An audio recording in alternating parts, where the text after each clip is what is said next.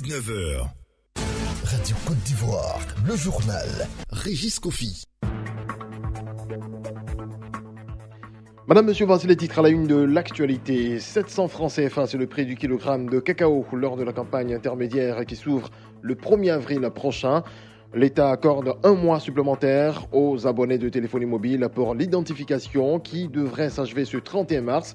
Voici quelques décisions prises en Conseil des ministres. Bientôt, des données statistiques fiables de la Côte d'Ivoire. L'Institut national de la statistique vient de lancer ce jeudi le système intégré de gestion de données socio-démographiques et économiques, en abrégé SIG-DES. Les meilleurs journaux d'information générale et spécialisés seront connus le 27 avril prochain. La 9e édition du prix d'excellence du CNP a été lancée ce jeudi.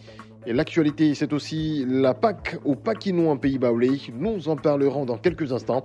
Et puis l'actualité internationale nous emmène en France. L'ancien président de la République, Nicolas Sarkozy, a été renvoyé en correctionnel ce jeudi dans le cadre de l'affaire des écoutes téléphoniques dans laquelle il est mis en examen.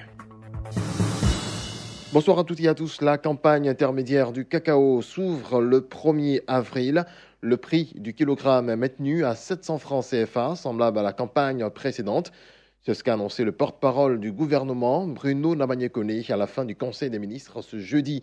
Autre décision annoncée, les résultats définitifs du Sénat seront proclamés le 4 avril prochain par le Conseil constitutionnel, suivi de l'installation de cette institution le 10 avril prochain. Des détails avec Kolo Koulibaly. Le calendrier de la mise en place du Sénat est connu. Le 5 avril sera élu le président de cette institution, mais avant le 4, le Conseil constitutionnel donnera les résultats définitifs. La rentrée de cette chambre basse aura lieu le 10 avril à Yamoussoukro. Bruno Nabagné-Koné, porte-parole du gouvernement. Il est tout à fait possible aujourd'hui d'installer le Sénat avec les sénateurs élus. Et dans un deuxième temps, évidemment, à une date que le président décidera, il pourra compléter ce Sénat avec les personnes qui seront nommées. La campagne intermédiaire de cacao débute le 1er avril avec le prix de 700 francs le kilo, maintenu comme à la principale traite. La production attendue est de 500 000 tonnes, alors que la première campagne achevée donne environ 2 millions de tonnes. La tradition veut que le prix de la campagne intermédiaire soit inférieur à celui de la campagne principale. C'est ce qui se fait habituellement, puisqu'il y a une décote relative notamment à la qualité moindre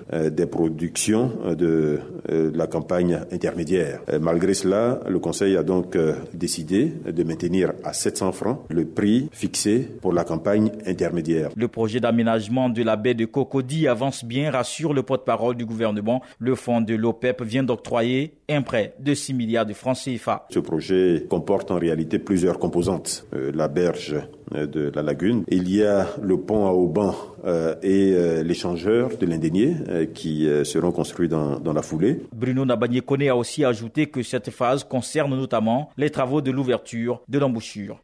Et concernant l'identification des abonnés de télécommunications, un mois supplémentaire est accordé aux retardataires, seulement 60% identifiés. Bruno Nabagné-Koné, porte-parole du gouvernement.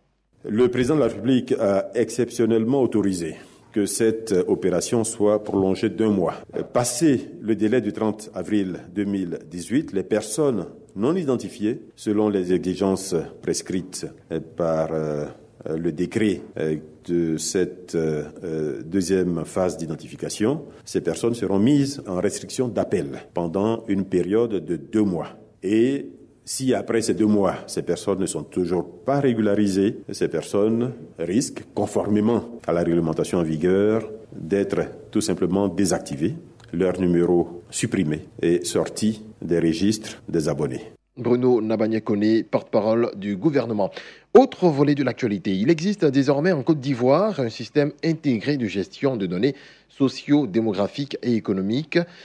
SIG-SDE. Ce système a été lancé ce jeudi à l'École nationale de la statistique et d'économie appliquée NCA. Adama Bakayoko pour des précisions.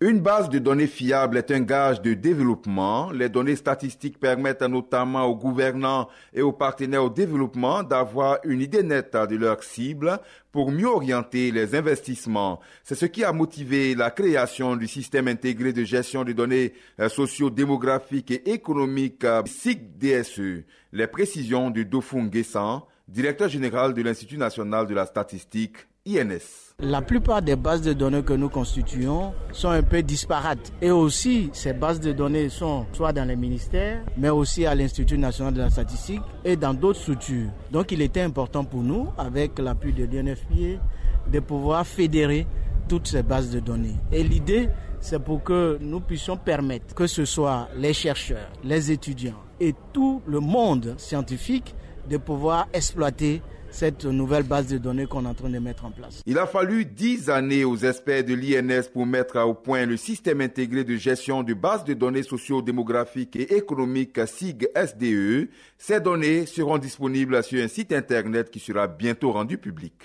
Comment les immigrés contribuent à l'économie de la Côte d'Ivoire? C'est le titre d'un rapport présenté ce jeudi à Cocody par l'Office national de la population ONP, l'Organisation de coopération et de développement économique OCDE et l'Organisation internationale du travail.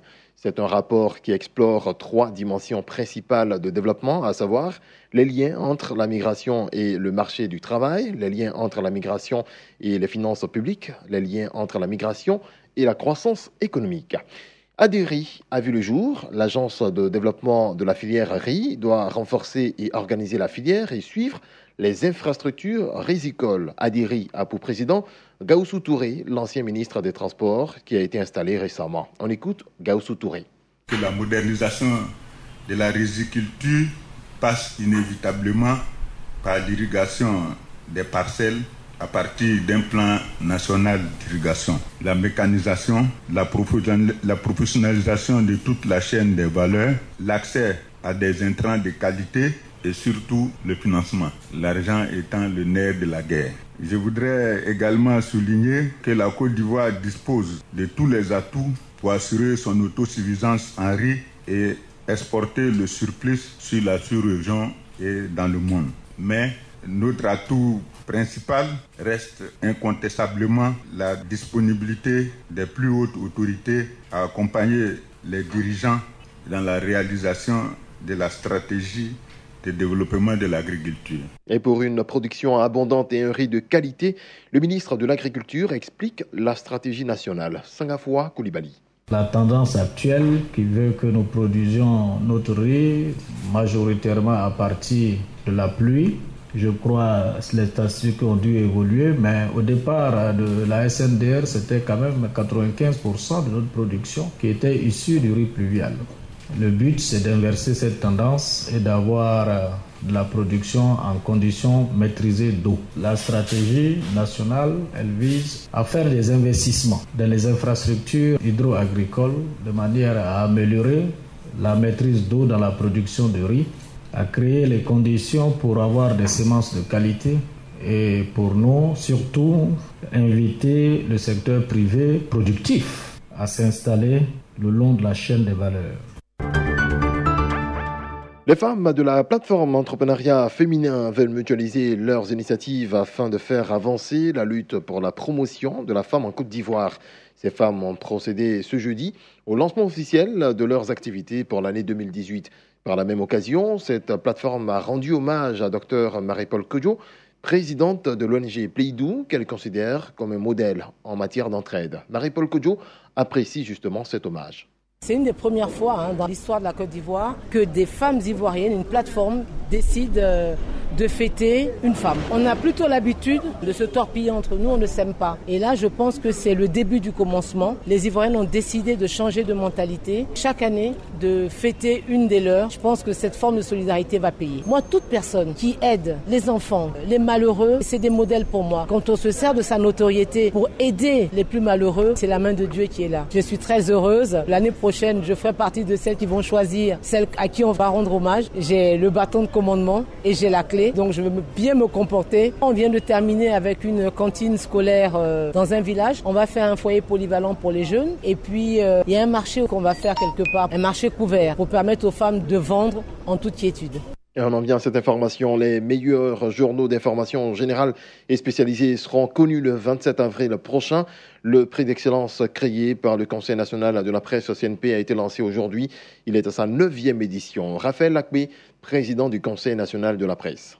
La presse d'information générale, c'est les quotidiens qui donnent chaque jour des informations venant de tous horizons. Le sport, par exemple, c'est une presse spécialisée. Et comme les deux presses ne prennent pas les mêmes risques vis-à-vis du code d'éthique de déontologie, donc nous avons estimé qu'il fallait les différencier et primer la presse d'information générale d'une part et la presse spécialisée d'autre part, pour que les deux presses soient à égalité de compétition. Et nous encourageons les entreprises de presse à créer les meilleures conditions de travail pour les journalistes. Et notre mission étant de donner à la Côte d'Ivoire une presse de qualité. Même quand nous sanctionnons, c'est pour amener les journalistes à améliorer leur production. Et donc ce prix s'instaure dans cette idée forte qui est de donner à la Côte d'Ivoire une presse de qualité.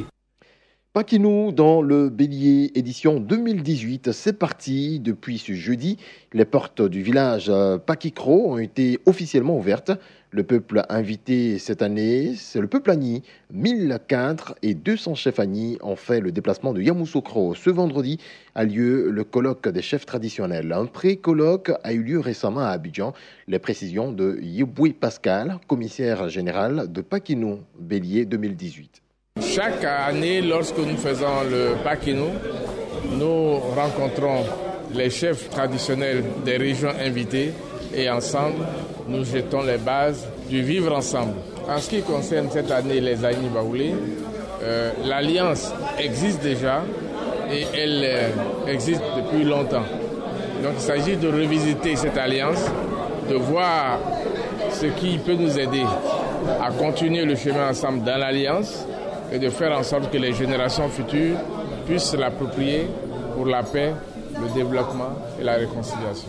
Et on le disait après l'introduction, des invités spéciaux qui viennent participer à ce grand festival, l'édition 2018 de Paquinou du Bélier, met l'accent sur l'alliance à parenté des peuples Ka Agni Baoulé. Comment la nouvelle forme de ce moment de retrouvailles peut-elle contribuer au brassage des peuples et à la cohésion sociale? Abou Sila ouvre le débat ce vendredi 30 mars 2018 au 20 21 44 48 ou au 20 24 27 87 à partir de 6h30 sur Radio Côte d'Ivoire. Vous l'avez compris, c'est le sujet de La Parole est à vous de ce vendredi. Le débat est aussi ouvert sur la page Facebook Radio Côte d'Ivoire en un seul mot. On reste dans le ton de la Pâque, c'est l'ambiance des grands jours dans les gares en cette période de fête. Les responsables de certaines gares routières se trouvent dans l'obligation d'avancer l'heure des départs des premiers cars. Papsec, chef de service commercial à UTB. L'affluence va bon train, à la différence que cette année, on peut de façon subtile ne pas forcément percevoir ce flux parce que J-2 que ce phénomène va se présenter. Tout le monde voyage et je pense qu'ils vont redescendre jusqu'à 5h, 5h30. Donc il y a du monde du surnom même, oui ils sont obligés, d'autres vont venir la nuit, ils vont quitter toutes les contrées, Bassam, Bonois, toute la colonie Baoulé, etc. Les servantes, les hommes et les fonctionnaires rentrent dans la danse à partir de vendredi. Là ça devient une finale totale. Dans le reste de l'actualité, c'est le 13 juin 2018 que François Compaoré sera fixé sur son sort. Ce jour-là, la justice française dira si elle accepte ou non la demande d'extradition formulée par le Burkina Faso à l'encontre du frère de l'ancien président déchu Blaise Compaoré. François Compaoré est mis en examen, mis en cause dans l'enquête sur l'assassinat en 1998 du journaliste Norbert Zongo. Ce mercredi, devant la chambre de l'instruction de la Cour d'appel de Paris, ses avocats ont pointé les failles dans cette demande. Nicolas Sarkozy est renvoyé en correctionnel dans l'affaire des écoutes pour corruption et trafic d'influence.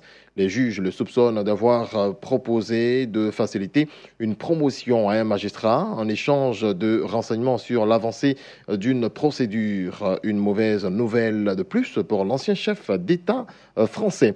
Et puis, l'armée syrienne s'apprête à lancer une grande opération contre Douma, dernière ville tenue par les insurgés dans l'enclave de la Ghouta orientale, à moins que Jaïch al-Islam n'évacue les lieux. L'ultimatum que l'armée avait fixé au groupe rebelle a expiré. le 28 mars au soir. En Syrie, le journal pro-gouvernemental Al-Watan rapporte que les forces déployées dans la Ghouta se préparent à une très grosse opération militaire à Douma si les combattants de Jaïch al-Islam n'acceptent pas de restituer la ville et d'évacuer les lieux. Voilà, c'est la fin de ce rendez-vous actualité. Retour sur ce qui en a fait l'essentiel. 700 francs CFA, c'est le prix du kilogramme de cacao lors de la campagne intermédiaire qui s'ouvre le 1er avril prochain. L'État accorde 1 mois supplémentaire aux abonnés de téléphonie mobile pour l'identification qui devrait s'achever en principe ce 31 mars. Voici quelques décisions prises en Conseil des ministres. Bientôt, des données statistiques fiables de la Côte d'Ivoire. L'Institut national de la statistique vient de lancer ce jeudi le système intégré de gestion données socio-démographiques et économiques, en abrégé SIG-SDE. Les meilleurs journaux d'information générale et spécialisés seront connus le 27 avril prochain. La 9e édition du prix d'excellence du CNP a été lancée ce jeudi. Et puis, on le disait à l'instant, l'ancien président de la République française, Nicolas Sarkozy, a été renvoyé en correctionnel ce jeudi dans le cadre de l'affaire des écoutes téléphoniques dans laquelle il est mis en examen.